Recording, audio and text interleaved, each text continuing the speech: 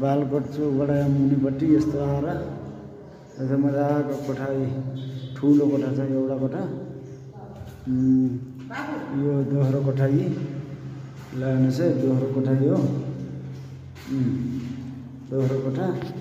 यहाँबाट आइसकेर यहाँनिर आएर टोइलेट यस्तो टोइलेट छ मजाको कमन टोइलेट यहाँ ठिक छ मलाई ठिक छ है यहाँ ठिक छ यो त दुईवटा यो चाहिँ दुईवटा कोठा बराबरको एउटै कोठा छ है यो दुईवटा कोठा यहाँ यसरी काटिएको छ दुईवटा कोठा बराबरको एउटै कोठा छ यो है यहाँ आएर किचन यसरी आधुनिक खालको किचन यस्तो छ है अब पानी छ नि पानी त यहाँ पानी पुग्दैन किन्नुपर्छ पानी राख यहाँ त बरान्डा सरान्डा भएको यस्तो